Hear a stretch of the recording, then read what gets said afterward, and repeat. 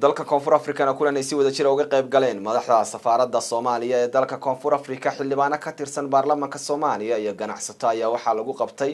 xarunta safaaradda Soomaaliya ee magaalada Pretoria ee wadanka Koonfur Afrika. warbixinta waxaa noo soo diray wariyahayaga Maxamed Xasan Ibrahim Madka. kulankan ay soo qaban qaabisay safaaradda Soomaalida ee dalkani Koonfur Afrika isla markaana lagu soo dhaweynayay mudanayaal ka tirsan baarlamaanka Soomaaliya ayna ka soo qayb galeen ganacsatada Soomaalida ee ku nool dalkani Koonfur Afrika ayaa looga hadlayay xaaladda Soomaalida ku nool dalkani iyo sidii ay wada shaqeyn u dhaxmari lahayd ganacsatada Soomaalida iyo safaaradda. kulankani oo mid casho sharaf ayaa ugu horeyn lagu soo dhaweeyay xildhibaanada baarlamaanka Soomaaliya kuwa dhawaantani soo gaaray dalkani Koonfur Afrika waxaana ugu horeyn madasha ka hadlay ganacsatada kulankani ka soo qayb gashay. sidoo kale waxa ugu dambeyntiina goobta ka hadlay xildhibaanadii kulankani ka soo qayb galay oo uu ka mid ahaa Cabdisamed Macalin Maxamuud wasiirkii hore arrimaha gudaha iyo amniga qaranka ee dawladii ku meel gaarka ahayd. xildhibaanadii goobta ka hadlay ayaa hadalkooda ku aadanaa guubaabo ay u jeediyeen Soomaalida ku nool dalkani Koonfur Afrika inay la shaqeeyaan safaaradooda. sida aad hortiina hadda ka muuqato safaaradda iyo shacabku isku xirnaan iyo kalsooni ayaa ka dhaxayso xoojinteeda iyo wixii u dhiman dhameystirka safaaradda shaqooyinkeeda oo aan dareemayno in wax badan u dhanka dawladda heshiisyada iyo malaha qabyo ah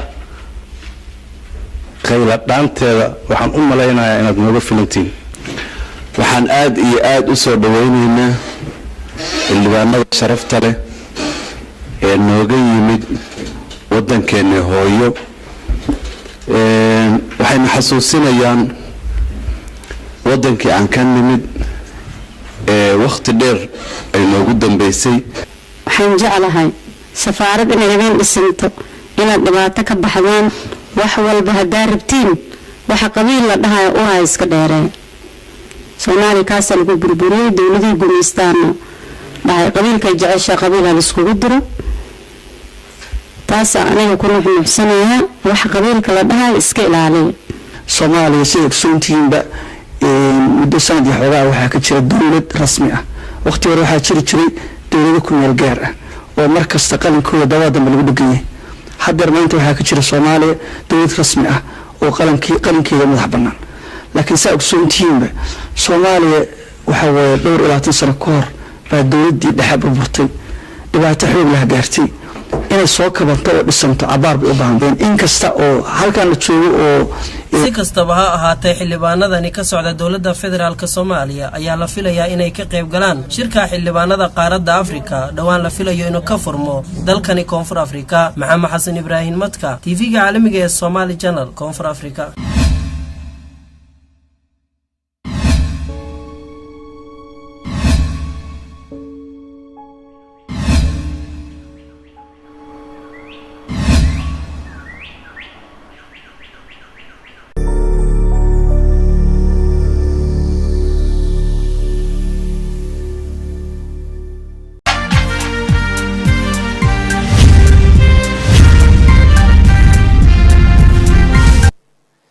dalka Koonfur Afrika kulan ay si wada jir uga qayb galeen madaxda safaaradda Soomaaliya ee dalka Koonfur Afrika xildhibaano ka tirsan baarlamaanka Soomaaliya iyo ganacsato ayaa waxa lagu qabtay xarunta safaaradda Soomaaliya ee magaalada Pretoria ee wadanka Koonfur Afrika.